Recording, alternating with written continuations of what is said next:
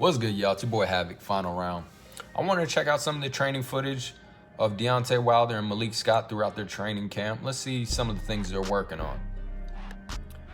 Okay, that was nice. A lot of little subtle techniques going on there, working on a lot of things that he should be working on.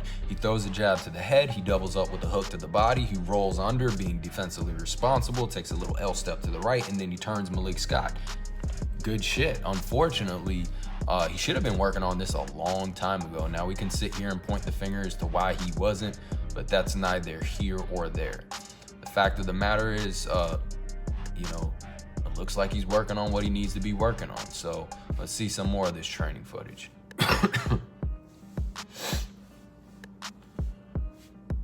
Okay, nice. I like how he rolls under and he's countering with that cross, following up with a cross. Very nice. Boom. Working his head movement, slipping the jabs. Nice. More head movement. Good. A little off balance there. Look at his rear right leg. He's off balance. His center of gravity's not there. I'm sure they're cleaning that up, or they cleaned that up throughout camp. But one thing I also noticed, when he throws that double hook to the body, sometimes he'll just stand there, not making a defensive move and getting off the center line. He's gonna need to fix that. And this is very interesting. You see Malik Scott kind of directing him with the mitt to laterally step out to his right. I wonder if at some point in the fight, they're gonna put some pressure on Fury. And you also notice Malik Scott's back was up to the ropes. So yeah, I do wonder if they're gonna implement some pressure in this fight and try to cut off the ring. Maybe he was teaching Deontay Wilder how to cut off the ring right there.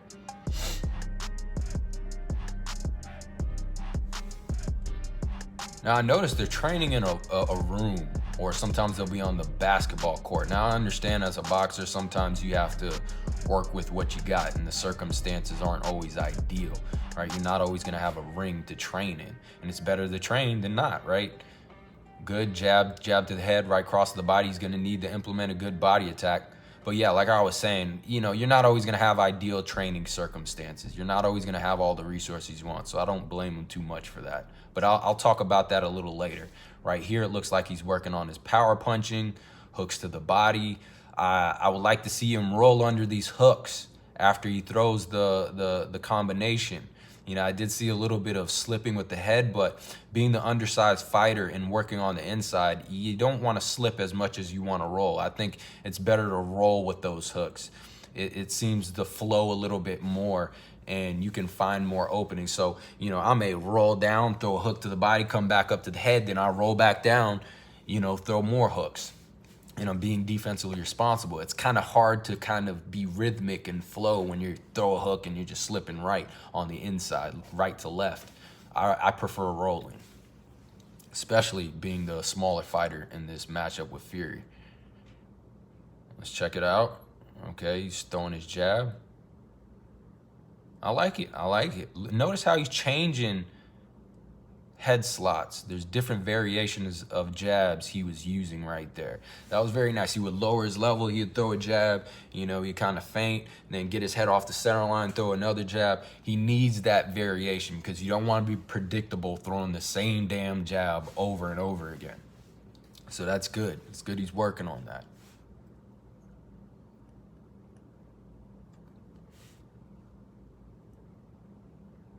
A little bit of jump rope. Nice, throws the 1-2, rolls with it. I notice he's throwing that double hook to the body. He needs to get off the center line and make a defensive move. Nice right hook to the body. That could be a big weapon. I like that he's throwing hooks. Get off the center line after you throw that hook. Nice little pivot, good footwork. I don't like that he's working on a court right now, though. I didn't see him throw too many hooks in that second fight. So that can definitely be a huge asset if he utilizes it. He does need to be careful. Once again, I don't know if they clean that up. After you throw that double left hook to the body, you make a defensive move. Like the great Customato who trained Mike Tyson always said this. You throw a combination, move your head after. Move it 2 or 3 times after every time you throw a punch or a combination. It should be instinctual.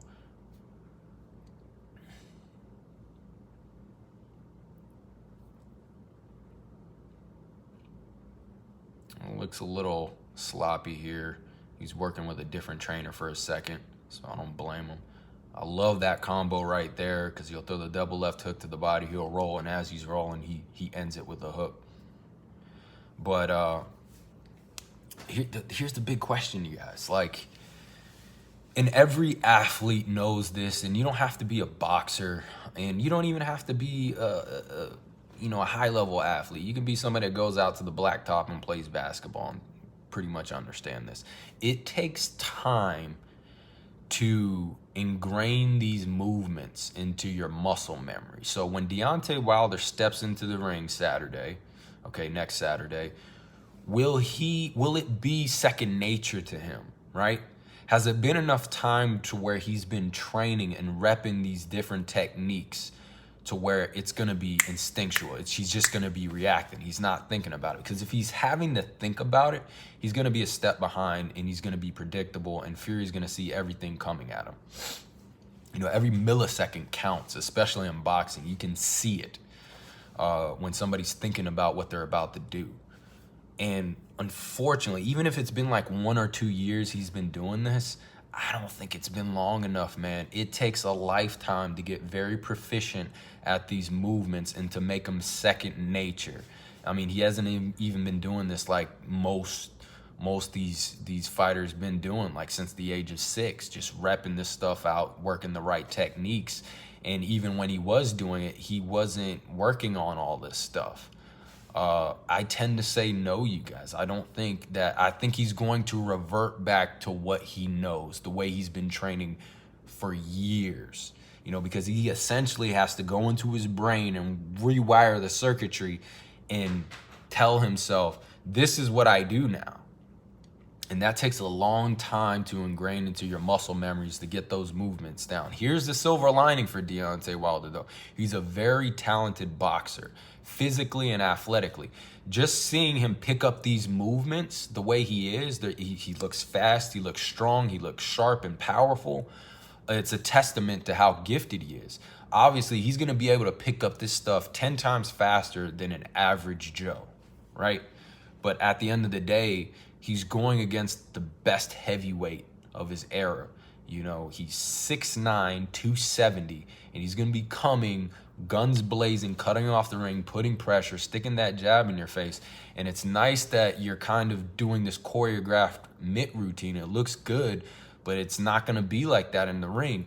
And what do you revert to when you actually step in there? Are you going to revert to these new techniques, or are you going to go back to being the old Deontay Wilder?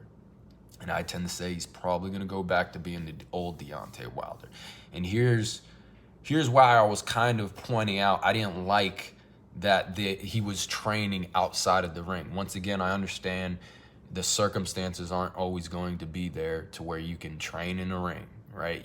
And when you want to get some work in, sometimes you get it in where you can get it in. So I'm not going to be too hard on him for that. But if I was Malik Scott, I would have this guy living in a fucking ring. I'd have him sleeping in there with his pillow. Because one of the things I would be trying to teach Deontay Wilder in preparation for this fight, even though it's all set in stone, he trained the way he trained, and it is what it is. But one of the things I would have done is give him ring awareness. Because I don't know the game plan yet, you guys. I don't know if he's going to go in there and try to box off the back foot, or if he's going to try to press forward, or maybe a little bit of both, switch in and out of that through each round. But they're kind of indicating we're going to fight off the back foot. And if you're going to fight off the back foot, you have to teach Deontay Wilder ring awareness. Okay, what do I mean by that? So we know what Fury's most likely going to do in this third fight. It's what he did in the second fight. He's going to put pressure. He's going to cut off the ring. Okay? If I'm Malik Scott, I'm going to try to emulate that in training. If it ain't broke, it ain't, don't fix it. I don't see why Fury's going to approach this fight any differently than the way he did the second time. The ball's in Deontay Wilder's court to make the adjustments. What Fury did the second fight worked so well. Why the fuck would Fury change up his game plan until he needs to in the third fight? So I think that's what you're going to see if you're Malik Scott. Go in the ring with Deontay Wilder and put pressure on Wilder. Back him up.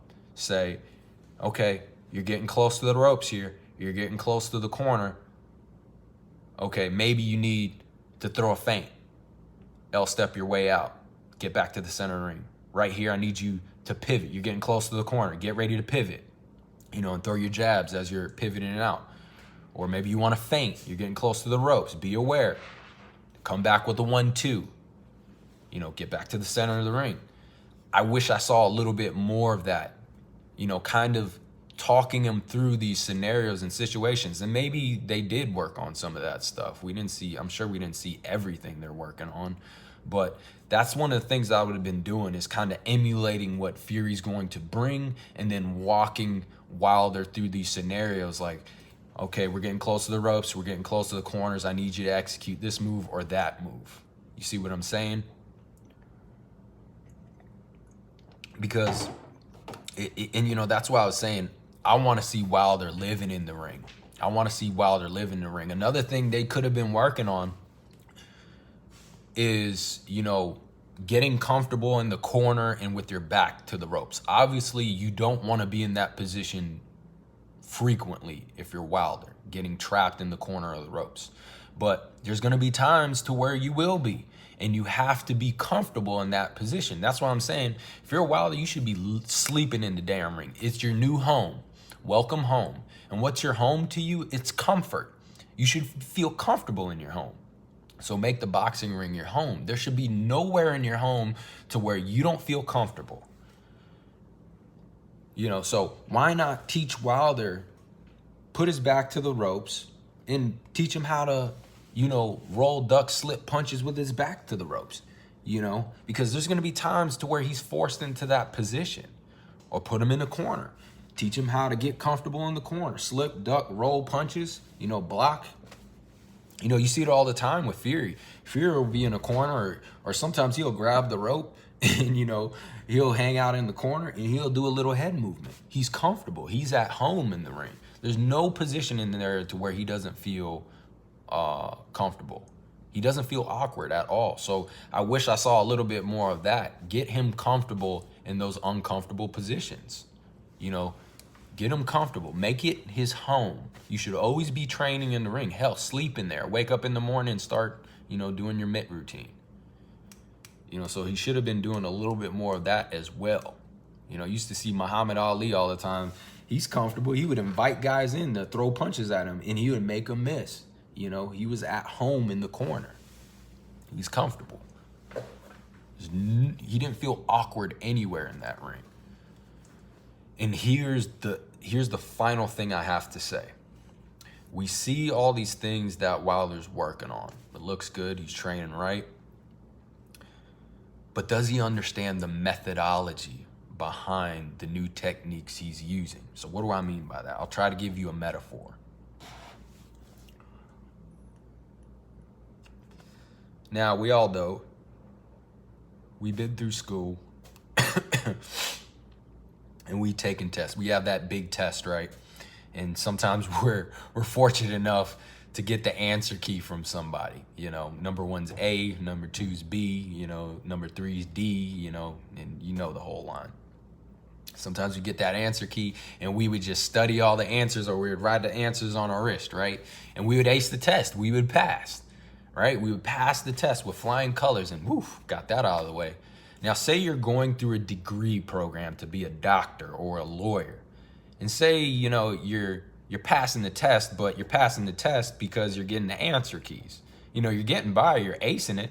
And then you even go to a job interview and now you're officially a lawyer. You're officially a doctor.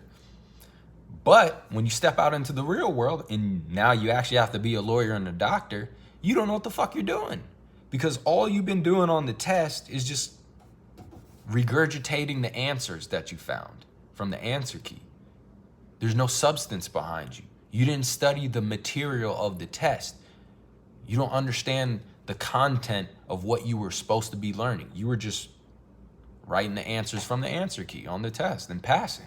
Great, you got an A, you got through, but now you're put in the real world situation to where you need to be a doctor and lawyer and you don't understand anything. You didn't really understand the material you were supposed to be studying. So that's my question with Wilder. He's looks good. He's passing the test, the eye test. But does he understand why he's using all these new techniques? Like think about this, a feint. Simple thing he can add to his arsenal. It's not going to take much. You can throw a feint, but if you don't know why you're throwing a feint, it's useless. It's useless. So why do you throw a feint? Well, you're trying to get a reaction out of your opponent. You're trying to assess him in that little moment. I throw a feint, okay, he's backing up. I throw a feint, okay, he's just staying there. He's not reacting to it. Or I throw a feint and he's coming with an attack. And now I can kind of come with the appropriate response. So if he's just standing there when I throw a feint, okay, I'm gonna throw a combination and tag him. You know, if he's backing up, I might throw a feint. And if he jumps back in the range, okay, once again, throw a combo. Or maybe I'll throw a feint, he backs up and I get back to the center of the ring because he's giving me a little bit of space to work with. But if you're just throwing a feint and you don't know why you're throwing a feint, you can throw it all night, but it means nothing. If you're not setting anything up behind it, it's meaningless. And all that, it's just, you get into the real world and you're forced to use these things and they're empty. There's no substance behind it. So, you know, that's the big question. Like I said, it looks good that he's doing this on the mitts. It looks sharp, but will he be able to retain it? And does he understand why he's doing it and how to utilize these techniques? Because there will be a little bit of thinking required, a little bit. You know, if he's been doing this since the age of 6, right? Maybe you don't have to think about all these things you're doing because you've been doing it for so long and it's just completely instinctual. And you've had this built-in program to where you have all the right responses for what you need to do when you get in there. But yeah, you guys, to me, he could prove me wrong. Like I said, the silver lining, he's a phenomenal, talented boxer. So if anybody can pull it off, I would say it would be him. But I don't think it's been enough time. I don't think he can rewire his brain in such a short period of time. And then on top of that, he hasn't been taking matches in the meanwhile, right? Sparring, I'm sure, but a boxing match is completely different from sparring. And will he revert back to what he was, or will he revert into this new thing?